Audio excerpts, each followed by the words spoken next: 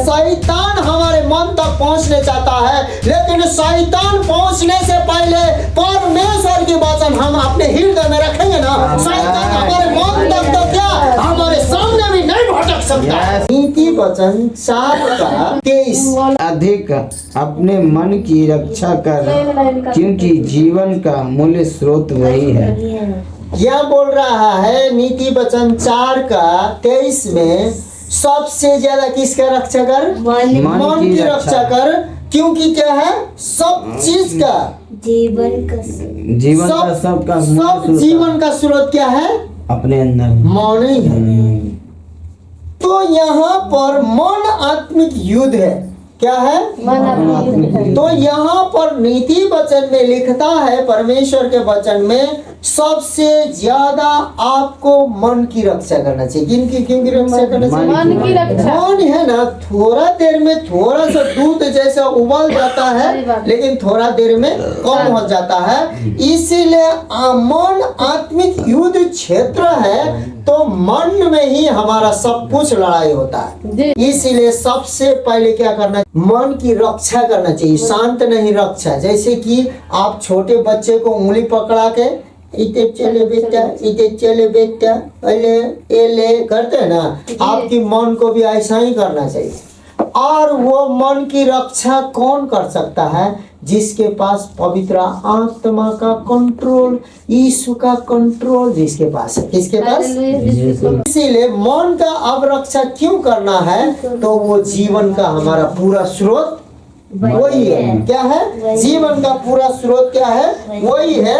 इसीलिए यहाँ बोलता है, इसका मतलब अब हमारा मन में युद्ध होते रहता है। भरते रहेंगे तो घटेगा तो निकाल के खाएंगे, हाँ, या तो देंगे। इसी प्रकार आपको हम एक सुरक्षा कवच के बारे में पहले मैंने बताया था।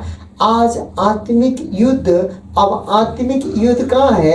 कुछ दिन पहले मैं बोल रहा था आकाश में है। अंधकार के शक्ति हाकिम, संसार का हाकिम बोल रहे थे, लेकिन संसार तो है ही है, लेकिन हमारे ही मन में है। क्या है? हमारे मन में। तो इसलिए सबसे पहले आप और हमको हमारे मनों को रक्षा करना चाहिए, क्योंकि ये जीवन का स्रोत यही है। क्या है? जीवन का स्रोत यही है। गाली कहाँ से निकलता है? मन से। उसके बाद क्रोध कहाँ से निकलता है? लोभ, प्यास, रोना, हंसना, सब कुछ मन से निकलता है। तो आपके अंदर जो चीज डालेंगे, यीशु ने कहा वो चीज। इसलिए मैं प्रार्थना, आराधना, वचन, पवित्र आत्मा, दान, वरदान कुछ आपके अंदर में मैं डाल दे रहा हूँ। अब डालता रहा हूँ, लेकिन अब अंदर जा रहा है कि नहीं? या तो यहाँ से सुनकर इधर निकाल रहे हैं, क्या पता, या तो यहाँ से सुनकर यहाँ रखते हैं, तो बहुत अच्छा है, क्योंकि वो तो पता चलता है। आपको प्रार्थना में वचन घोषणा होना चाहिए, वही प्रार्थना का तरीका है। क्योंकि प्रार्थना में वचन घोषणा हो रहा है, यहाँ ऐसा लिखा है, ऐसा बोले हैं तो ऐसा कीजिए, मतलब आप वचन को सुन रहे हैं और उस रास्ते में आप चल रहे हैं। इसीलिए आपको प्रार्थना के साथ साथ वचन सीखना चाहिए, कि बंदूक के साथ साथ गोली भी चलाना चाहिए। इसीलिए आपको बाइबल बंदूक है और आप वचन पढ़ते हैं तो गोली नहीं, मिसाल है। इसीलिए बोलता है कि अब आत्मिक क्षेत्र में ये क्या है, तो एफिसी 6:13-17 में बोला, जिससे तुम बुरे दिन में सामना कर सको और सब कुछ पूरा करके स्थिर रह सको और धार्मिकता की झिलिम पहन कर। अब हम बुरे दिन के लिए स्थिर रहने चाहते हैं। अब देखिए मेरे प्रिय भाई बहन, आने वाले दिन में आप सोच रहे हैं, हम लोग सोच रहे हैं आशीष हम लोगों पर आशीष हो सकता है, लेकिन कोई भी मसीह लोग मिस्टेक करके बैठेंगे ना, आने वाले दिन में गैर जाति से ज्यादा, अन्य जाति से ज्यादा मुसीबत मसीह लोगों पर आने वाला है। इसलिए सावधान रहिए। हालेलुया। जिस प्रकार मैं पीसा रहा हूँ बिहार के सेवकाई के लिए, जानते हैं बहुत बड़े बड़े मिशनरी लोग दार्जिलिंग से, आसाम से, नाना प्रकार के मिशनरी लोग यहाँ आके 10 साल रहे, टिक नहीं पाए। उन्होंने कलीसिया स्थापित नहीं किया, संस्था ने उन्हें वापस किया, लेकिन हम बिना पैसा के यहाँ टिके हुए हैं। हालेलुया। क्योंकि मैंने परमेश्वर के लिए किया, ईश्वर के राज्य लाने के लिए और आप लोगों का जीवन बदलने के लिए हालेलुया। और मैंने कहा कि सुनो प्रभु, ये पापी है, अपराधी है, अधर्मी है, गलती करता है, लेकिन ये मूर्ख है, ये क्या बोलते हैं, वृद्धि व्यवहार, छोटे जाति है, ये लोग छोटे परिवार से आते हैं, ये अनडिसिप्लिन है, ये अनपढ़ है, फिर भी तेरे लोग हैं। मैंने क्या हालेलुया। कहा? तेरे लोग हैं। अब देखिए, ये स्थिर इसलिए रहना है कि आने वाले दिन में सबसे ज्यादा बुराइयां, सबसे ज्यादा सतावें, सबसे ज्यादा कठिनाई, सबसे ज्यादा मुश्किलें किस पर आने वाली है? मसीह पर। विश्वासी लोगों पर आने। इसीलिए अब उस कठिनाई को सामना करने के लिए एक और उदाहरण देते, तब वचन पढ़ते हैं। का तो चील, बाज, जी।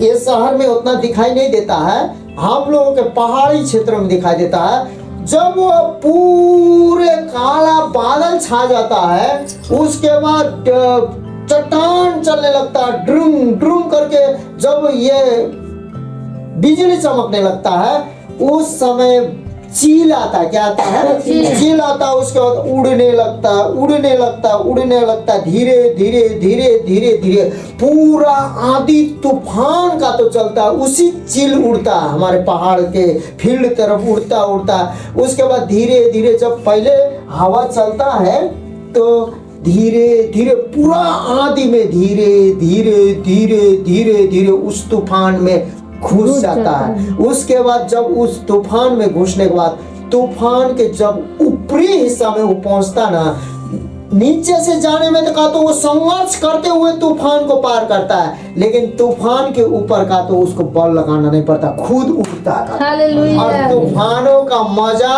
और आंधियों का मजा लेता है। इसीलिए स्थिर समय में आप सच में मजा लेने चाहते हैं, परमेश्वर की ओर से सच में आनंद लेने चाहते हैं, सच में आंधी और तूफानों को चीरने चाहते हैं, तो यशायाह के पुस्तक में बोलता है, तुझे मैं उकाबों के समान उड़ाऊंगा, ऊंचा स्थान में उड़ाऊंगा। हालेलुया। वो नया बल प्राप्त करते जाएंगे बोलता है। और ये नया बल प्राप्त करने के लिए जिससे तुम बुरे दिन में सामना कर सको और सब कुछ पूरा करके स्थिर रह सको, और धार्मिकता के झिलिम पहन कर। धार्मिकता जो है हम लोगों को उपास, एक दूसरे को दान देना, एक दूसरे को जरूरत में अब उसके पास है नहीं है तो झूठ बोल रहा था अलग बात है, लेकिन उसका काम नहीं चल रहा, उसको काम चला देना, उसको बहुत चीजों को दया करना, दूसरों को बोला हुआ सहना, ये भी क्या है? ये बहुत बड़ा धार्मिकता है। क्या है? यही स्थिरता है। लेकिन जानते हैं आजकल मसीह लोग में कभी कभी तो मेरे परिवार में भी ये नहीं दिखाई देता है। दुख लगता है, बुरा लगता है। ईंटा के बदला पत्थर। इसीलिए हम यीशु मसीह ने बोला तू जो चीज अंदर में भरोगे कोई चीज निकलेगा। इसीलिए हमें सामर्थ, शक्ति, धार्मिकता, नम्रता, दीनता हमें भरना है, तब हमारा प्रार्थना क्या होगा? सुनाएगा, वो करेगा। इसीलिए फिर धार्मिकता हो गया। अब ये धार्मिकता कैसे प्राप्त होता है? तो विश्वास की ढाल लिए रहो, जिससे तुम उस दुष्ट के समस्त अग्नि बाणों को बुझा सको और उद्धार का टूप ले लो। ये सारे धार्मिकता, ये सारे कार्य क्या होता है? विश्वास के द्वारा। अब प्रार्थना कर ली, नहीं हो रहा।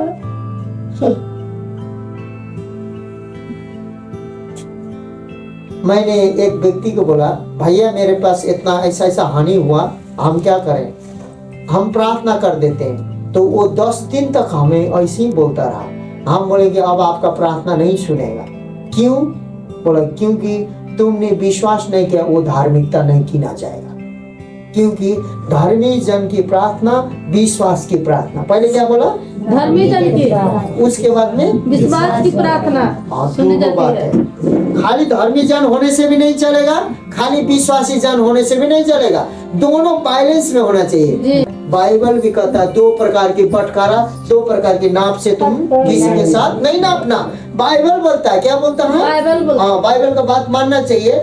इसीलिए अब विश्वास और धार्मिकता दोनों साथ में, लेकिन पहले धार्मिकता आएगा जी परमेश्वर यहोवा के द्वारा, लेकिन विश्वास तो हम ही को करना है। इसीलिए लोग अब हम लोग आज ये विश्वास करेंगे कि हम लोगों ने यहाँ 6 महीना तक किया हुआ प्रार्थना, मैंने आप लोगों ने मिलकर किया हुआ प्रार्थना सुनी गई है स्वर्ग में। हालेलुया। हम ये विश्वास करके परमेश्वर का धन्यवाद भी देंगे।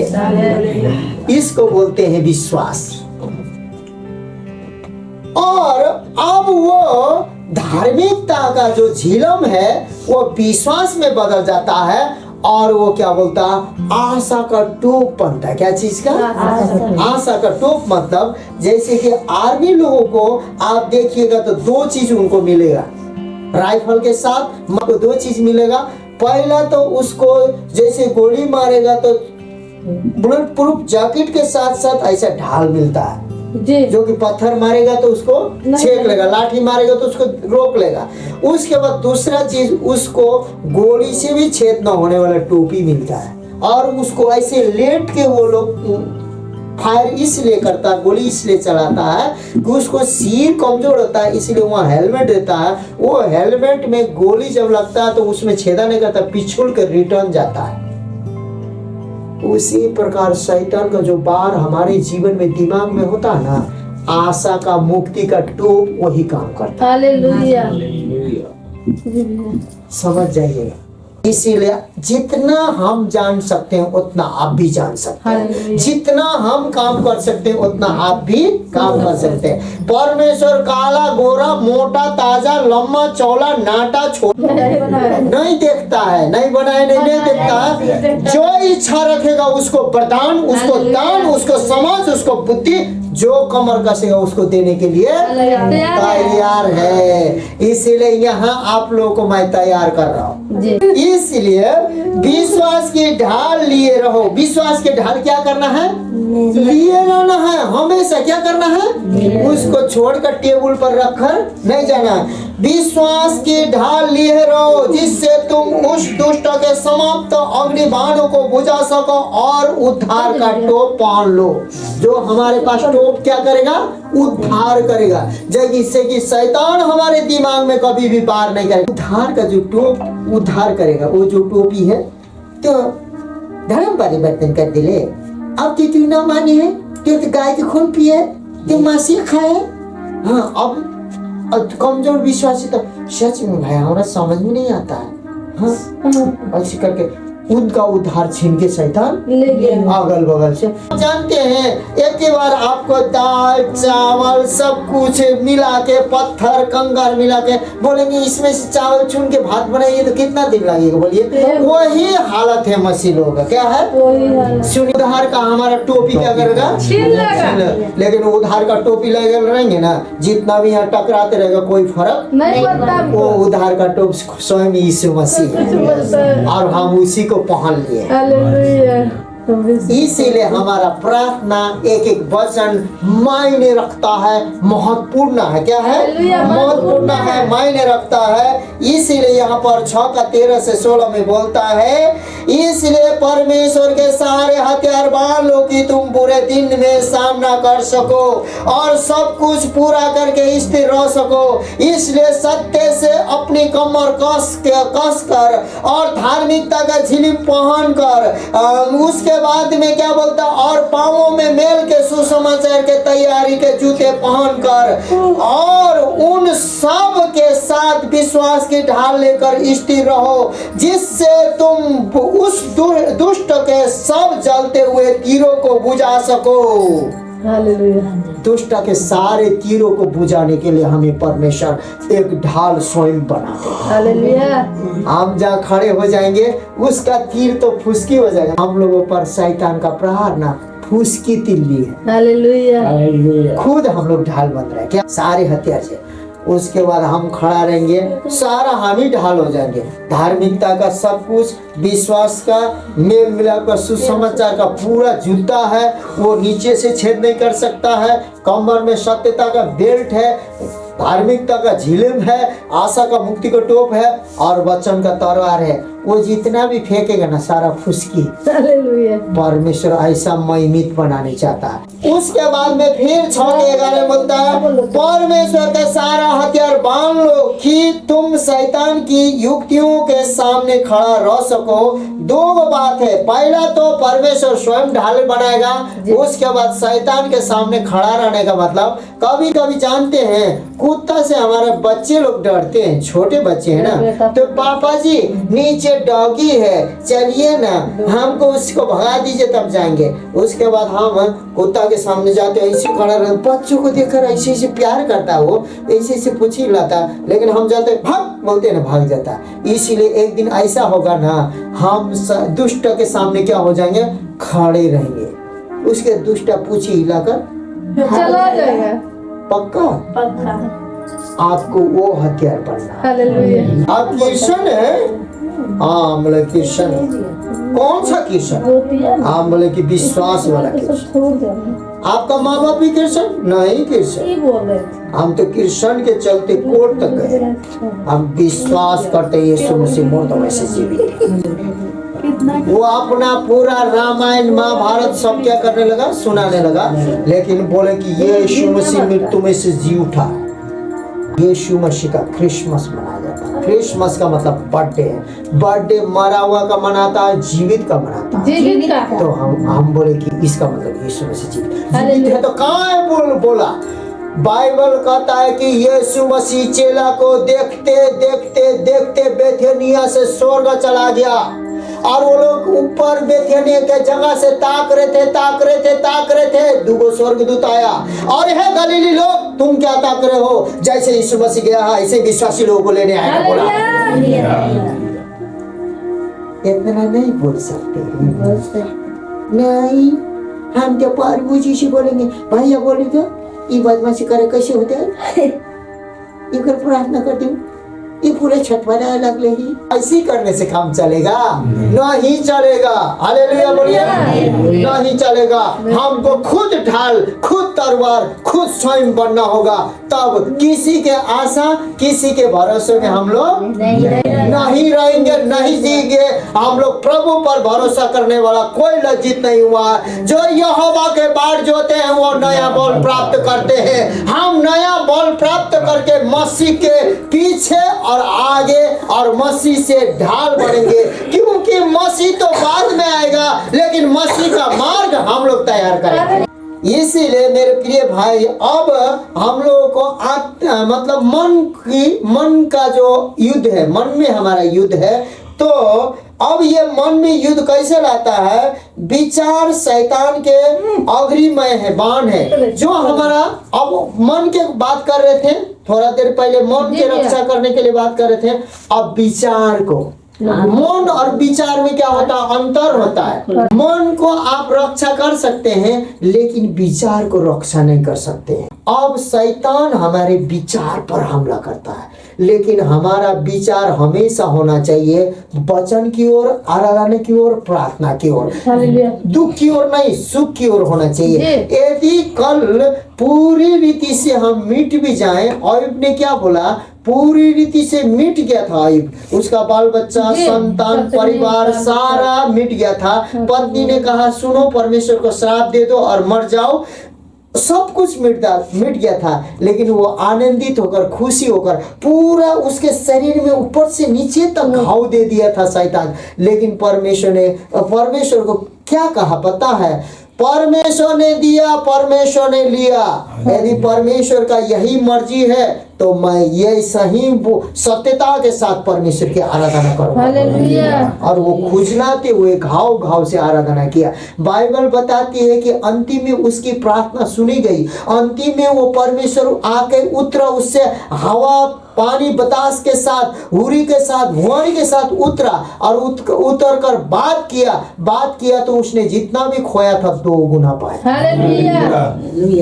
आपका जो धन्यवादी और आनंद है ना, ये 2 गुना पाता है। लेकिन शैतान इस विचार को ना, आज कुछ घट ले न हो तो करके विचार में आ जाता। लेकिन हमारे विचार को हमें स्थिर रखना है। हालेलुया। अब विचार यहाँ होता है, लेकिन धार्मिकता के मार्ग में वो चलने चाहते हैं, लेकिन किसी न किसी समस्या से वो घिरे रहते हैं जिंदगी भर। लेकिन हालेलुया कहिए, हम अपने विचार को ठीक रखेंगे ना, हमें किसी चीजों से घिरेंगे नहीं।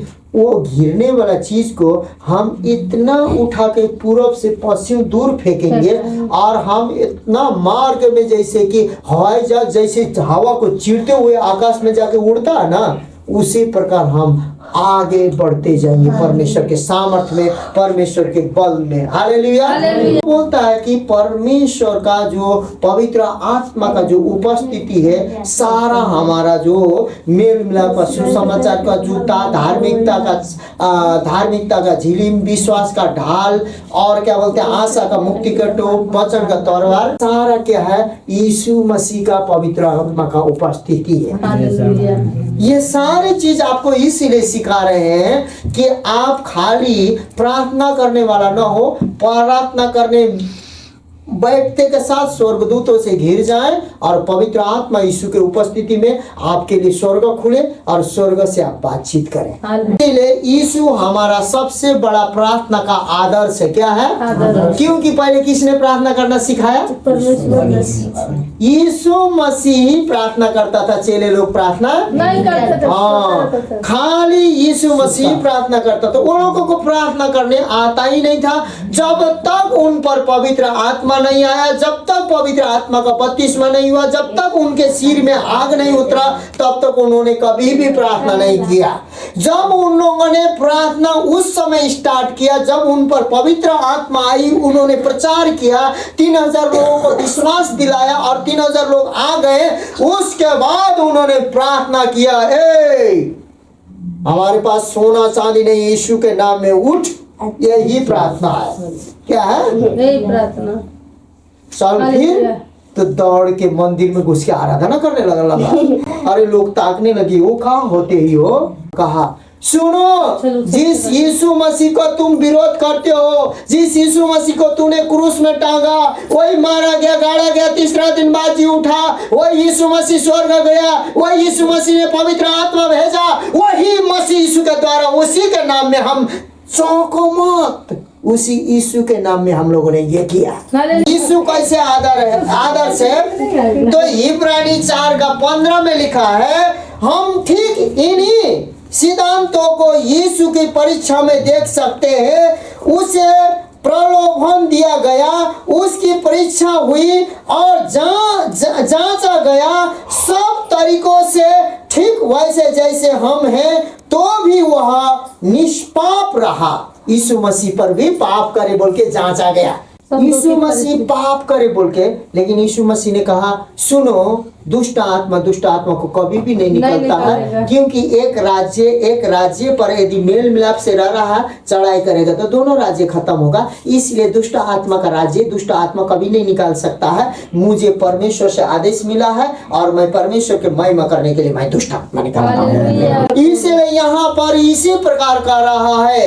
तो सुन, अब परीक्षा आएगा नहीं, हम ठीक इसी सिद्धांतों को यीशु की परीक्षा में देख सकते हैं। उसे प्रलोभन दिया गया, उसकी परीक्षा हुई और जांचा गया सब तरीकों से, ठीक वैसे जैसे हम हैं, तो भी वह निष्पाप रहा। यीशु मसीह तब भी क्या हुआ? उसको पाप करवाने की बहुत से तरीका लाया शैतान ने, लेकिन यीशु मसीह ने पाप किया नहीं।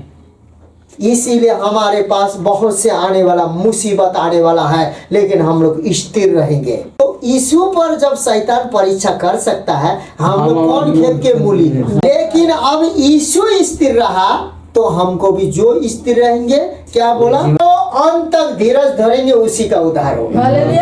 हमको अभी खुश नहीं रहना है, हमको तो अंत तक खुश रहना है, अंत तक धीरज। और जो कोई स्थिर रहेगा वो जीवन का मुकुट प्राप्त करेगा। इसलिए हम स्थिर रहेंगे, अंत तक धीरज धारेंगे, हमारा उद्धार हो जाएगा, और जो स्थिर रहेगा वो मुकुट पाएगा। और परमेश्वर का मुकुट इतना चमत्कारी है ना, पूरे देश को हासिल कर सकते हैं, शांति स्थापित कर सकते हैं, चंगाई स्थापित कर सकते हैं, छुटकारा स्थापित कर सकते हैं। इसलिए मेरे भाइयों बहनों, हम लोग छोटे मोटे आदमी नहीं है, हम लोग परमेश्वर के नजर में परमेश्वर का बेटा बेटी है। हम लोग स्वर्गीय लोग हैं और स्वर्गीय आत्मा से हम भरे हुए हैं, रहते हैं पृथ्वी में, शारीरिक पृथ्वी है, लेकिन हम स्वर्गीय व्यक्ति हैं।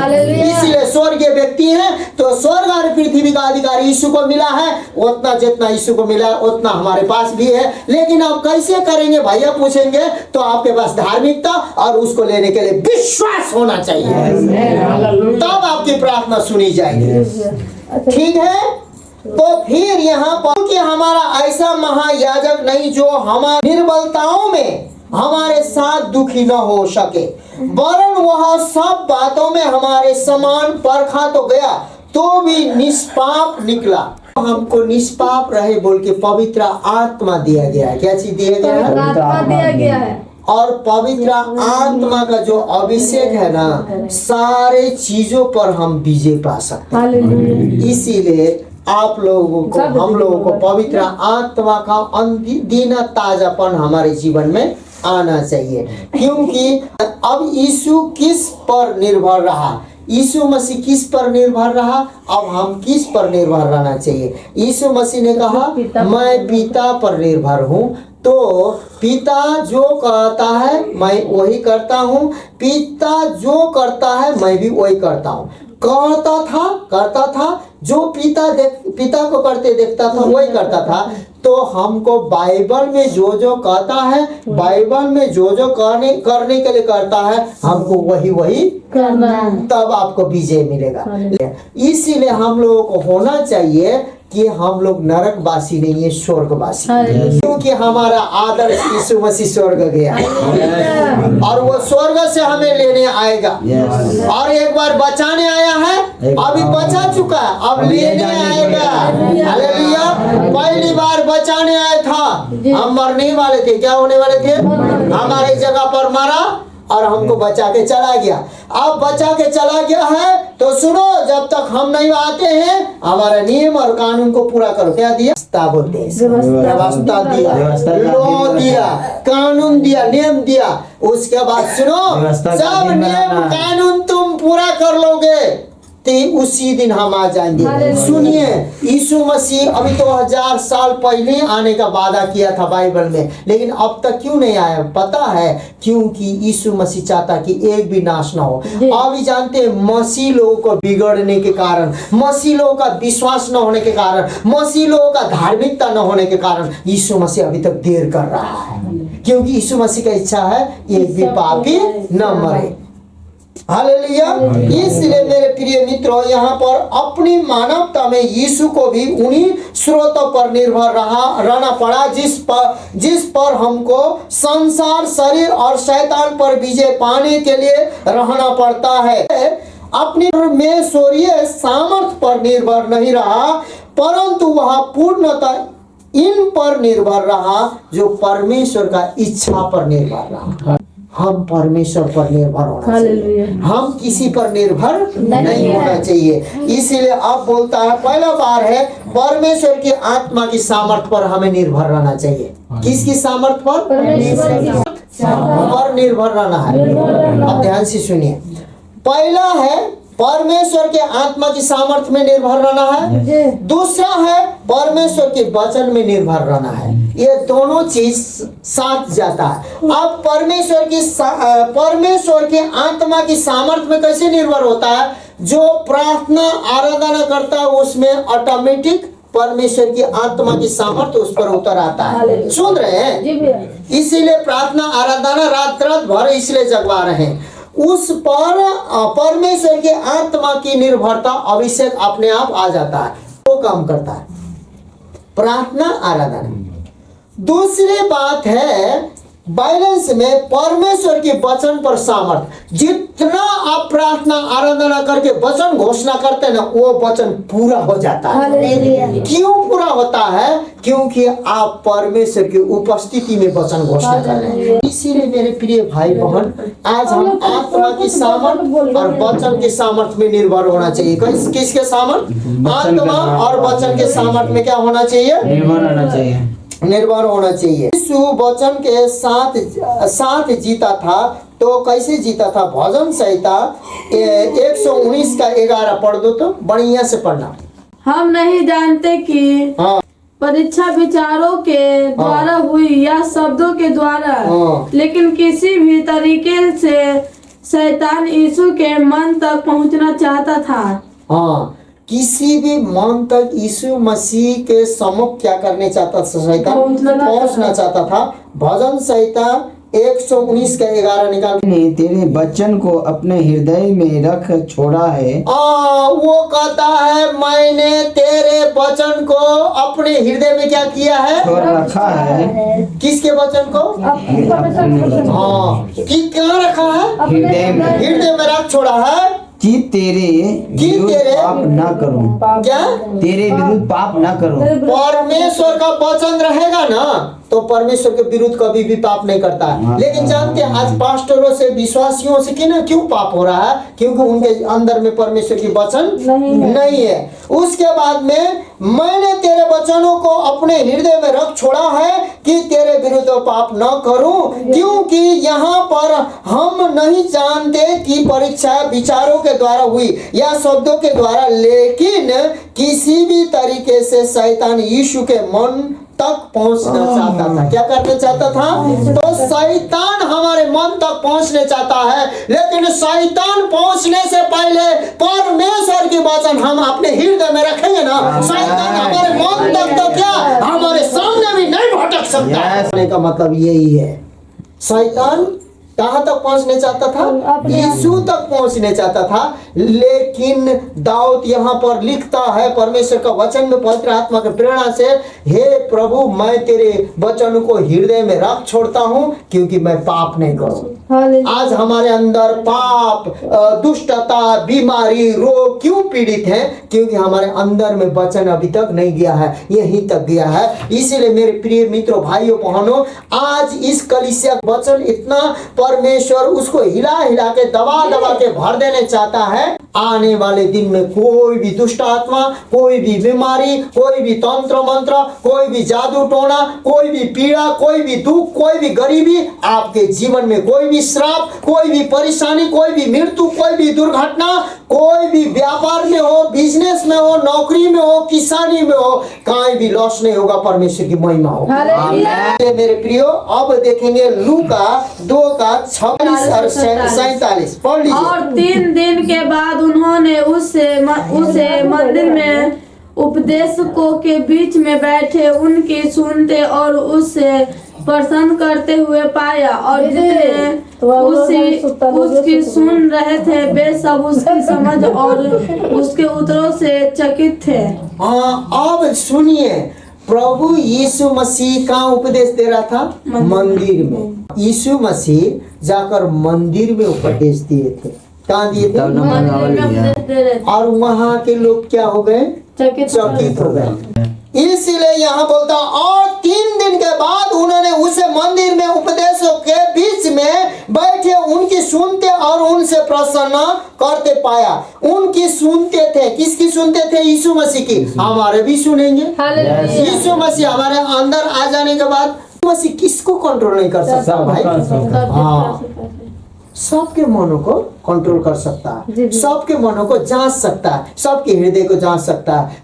परमेश्वर बोलेगा, सुनो भाई बहन, जिस अंधकार में तुम हो वो मृत्यु है, मैं जीवन हूँ। उसके हृदय में बोलेगा ना, अरे भाई आप जो बोल रहे हैं परमेश्वर ऐसा बोल रहा है। यीशु मसीह बोलता था तो सब कोई सुनते थे। आप लोग हम लोग बोलते हैं तो सब कोई सुनता है, नहीं सुनता है। यदि नहीं सुनता है तो पवित्र आत्मा हमारे कमियों को, हमारे घटी को, हमारे सब को खत्म करके हमें अपनी आत्मा दे कि लोग हमारा सुन सके। हालेलुया। इस प्रकार से आप प्रार्थना करेंगे। उसके बाद में उपदेश के बीच में बैठे उनकी सुनते और उनसे प्रसन्न करते हुए पाए गए। वो लोग प्रसन्न भी होते थे, खाली सुनते नहीं थे, क्या भी होते थे, प्रसन्न भी होते थे। और जितने उसकी सुन रहे थे वे सब उसकी समझ और उसके उत्तरों से चकित थे। यीशु मसीह को जो सुनते थे उसके सवाल और जवाब, उसके उत्तर देते हुए वो लोग चकित थे। आपको परमेश्वर ज्ञान की आत्मा, बुद्धि की आत्मा, समझ की आत्मा, परिपूर्णता की आत्मा, नो दान वरदान, आत्मा परखने की आत्मा, परमेश्वर चिन्ह चमत्कार की आत्मा, चंगाई की आत्मा, समझ बुद्धि की आत्मा से ऐसा भर देगा कि लोग चकित हो जाएंगे और आपके पीछे पीछे चलेंगे। क्या ऐसा बनने चाहते हैं? परमेश्वर इस समय बना रहा है।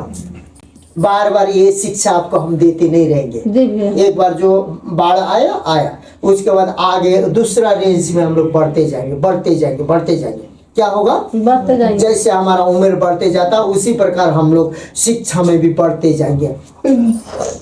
इसीलिए अब लूका आपको 32 से 36 में इस प्रकार से लिखा है, वे उसके उपदेश से चकित हो गए। हाँ, क्योंकि उसका वचन अधिकार सहित था। हाँ, उसका उपदेश से लोग चकित हो गए अधिकार के साथ। इसलिए यहाँ बोलता है उसके उपदेश से लोग चकित हो गए क्योंकि उसका वचन अधिकार साथ था। आपका प्रार्थना, आपकी वचन, आपकी घोषणा अधिकार के साथ होना चाहिए। इसलिए उसके बाद में क्या बोलता है? साले में एक मनुष्य था, हाँ, जिसमें अशुद्ध आत्मा थी। वह ऊंचे शब्द से चिल्लाकर उठा, हाँ, हे यीशु नासरी, हमें तुझसे क्या काम? हाँ, क्या तू हमें नाश करने आया है? हाँ, आया है। मैं तुझे जानता हूँ, तू कौन है? हाँ, शैतान नासरी यीशु को जानता था। किसको जानता था? यीशु नासरी को जानता था। यीशु मसीह को शैतान जानता था। तू कहां से आया है?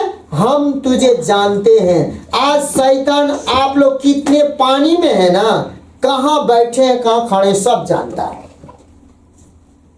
किस किस का परीक्षा देना चाहिए, किस किस को लुटाना चाहिए, किस किस को कहां कहां गिराना चाहिए, शैतान सब जानता है। क्योंकि यीशु मसीह को अच्छी रीति से शैतान जानता है। जब यीशु मसीह को अच्छी रीति से शैतान जानता था तो जानते हैं हम लोगों को भी शैतान अच्छी रीति से जानता है। शायद अभी आत्मा में हम नहीं देख रहे हैं, वो बाहर खड़ा होकर सुन रहा होगा कौन कौन कितने कितने क्या क्या ध्यान दे रहे हैं, किस किस को चुरा के ले जाएं, सब सुन रहा होगा। इसीलिए क्या बोलता है वो दुष्ट आत्मा? आया है, मैं तुझे जानता हूँ, तू कौन है? तू परमेश्वर का पवित्र जन है। यीशु ने उससे, हाँ सुनिए, हम विश्वास करने वाले, हम लोग परमेश्वर का पवित्र जन है। आपके पास अभिषेक होना चाहिए। क्या होना चाहिए? क्योंकि अभिषेक होने के बाद हम परमेश्वर का जन हो जाते हैं। आप लोग एक एक दावा ठोक के बोलिए कि हम परमेश्वर के जन हो जाएंगे। परमेश्वर के जन हो जाएंगे। हाँ, अभी आगे बढ़ रहे हैं, आगे बढ़, लेकिन उस दिन हो जाएंगे। हालेलुया। इसलिए यहाँ बोलता है, यीशु ने उसे डांट कर कहा, चुप रहो और उसमें से निकल जा। तब तुम उसे बीच में पटक कर बिना हानि पहुंचाए उससे निकल गई। इस पर सबको अचंभा हुआ और वे आपस में बातें करके कहने लगे, यह कैसा वचन है कि वह अधिकार और सामर्थ के साथ अशुद्ध आत्मा को आज्ञा देता है और वे निकल जाती है। इसलिए मेरे प्रिय, मेरे भाइयों बहनों, परमेश्वर का वचन हमारी आत्मिक तलवार है। इसीलिए यहाँ पर जिस प्रकार से हम लोग लूका के पुस्तक में, जब लूका जो 4 से 32 से जो 36 हम लोग पढ़े हैं, इसमें परमेश्वर की जो आत्मा है आज हमें देने चाहता है प्रभु कि शैतान देखते क्या हो जाए, थर थर थर थर कांपे। और तू परमेश्वर का जन है तो अधिकार के साथ आप समझ लेंगे और उसके बाद विरोध करेंगे। मेरे काम में, मेरे उसमें परमेश्वर की ओर से नहीं, तू शैतान तू काम कर रहा है। हम जानते हैं तुझे यीशु के नाम से मैं डांटता हूँ, यीशु के नाम से तुझे विरोध करता हूँ। और तू असफलता चाहता है ना, लेकिन मेरा यीशु मसीह सफल है, मैं भी सफल हो जाऊंगा। आपको यही कहना है। क्या कहना है? बस शैतान अपने आप चला जाएगा, आत्मा उस लड़के को छोड़कर चले जाएंगे। बाइबल बताती है कि उसको कोई भी हानि नहीं हुआ, हमें भी नहीं हुआ, हमें भी हानि नहीं होगा, नहीं होगा। हमें भी हानि नहीं होगा, क्योंकि उस लड़का को बिना हानि किए हुए परमेश्वर का आत्मा हम पर रहेगा, परमेश्वर का वचन अभिषेक रहेगा ना, कितना भी शैतान हम पर हानि करेगा ना, नहीं होगा। परमेश्वर आशीष दे।